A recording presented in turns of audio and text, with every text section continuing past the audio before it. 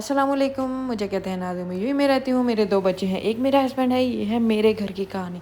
आपके घर की कहानी क्या है वो मुझे कमेंट बॉक्स में बता सकते हैं। अच्छा, आज मैं बनाने जा रही हूँ मटन की बिरयानी, लेकिन इसमें ऐसा हुआ कि मुझसे गोश्त ज़्यादा गल चुका था। अभी सम टाइम ऐसे होता है कि चीज़ें ख़राब हो जाती हैं, लेकिन उसको सही करने का क्या तरीका है, ये सबसे बड़ी बात है। अच्छा, गोश्त बहुत ज़्यादा गल चुका था, जिसमें मैंने टमाटर वगैरह कुछ ऐड नहीं किया था। सिंपल मैंने थोड़ी सी मिर्चें और उसको गलने के लिए रख दिया था, ठीक है, और नमक डाल दिया था और प्याज। और अभी टमाटर वगैरह तो बिरयानी में होते हैं, तो इनके बगैर तो बनती नहीं बिरयानी। अब क्या हुआ, अभी मैंने फिर जब वो बहुत ज़्यादा गल गया तो मैंने उसको एक साइड पे पैन पे निकाल के रख दिया। अगर इसके अंदर में अगर हाफ़ थोड़ा डन होता तो उसके अंदर टमाटर डालती तो वो सही रहना था, लेकिन अब क्या था, वो बहुत ज़्यादा गल चुका था। उसमें मैं टमाटर वगैरह नहीं ऐड कर सकती थी, और ना ये बाकी चीज़ें जो मैंने इमली वगैरह ऐड किए वो नहीं कर सकती थी। डालती तो बहुत ज़्यादा गल जाता, लेकिन मैंने दोबारा सिर्फ और सारा मसाला बनाया।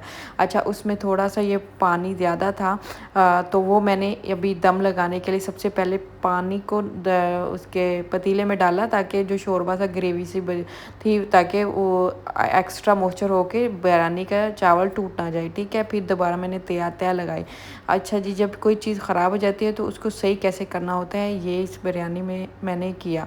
तो अभी जो है चावलों की तय लगा दी, और मैंने ये इतनी अच्छी मेरी बिरयानी और खिले हुए चावल बन गए। साथ में मैंने बड़े बनाए, इसके अंदर मैंने कोई चने वगैरह यूज़ नहीं किए। अच्छा, एक बात है कि जब भी आप बेसन की कोई चीज़ बनाएं या दही का सिंपल रायता बनाएं, तो उसके अंदर अजवाइन का ज़रूर इस्तेमाल किया करें, काली मिर्च का इस्तेमाल ज़रूर किया करें। ये जो है वो हमारा डाइजेस्ट करने में हेल्प करता है, और ये बादी चीज़ें होती हैं।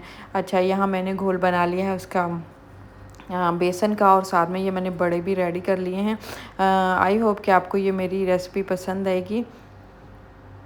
अगर पसंद आए तो शेयर कीजिए, लाइक कीजिए, और साथ में मैंने इसके अंदर अच्छा, ये मेरे बड़े जो हैं वो बहुत अच्छे और सॉफ्ट रेडी हुए हैं, क्योंकि इसके अंदर मैंने मीठा सोडा भी थोड़ा सा डाला था, और बाकी मैंने अजवाइन इसके अंदर ऐड की है। अच्छा, ये जो कुकम्बर है मैंने इसको इस तरह क्रश किया है, इसका टेस्ट बहुत अच्छा आता है ऐसे क्रश करने से। ये मशीन भी मैं आपको दिखाऊंगी जिसकी मदद से मैंने इसको क्रश किया। अच्छा, ये देखें बड़े बहुत ही ज़बरदस्त किस्म के बने हैं। थोड़ा सा इसके अंदर मैं टमाटर ऐड किया है। आई होप कि आपको ये मेरी रेसिपी पसंद है कि अगर पसंद है तो शेयर कीजिए, लाइक कीजिए।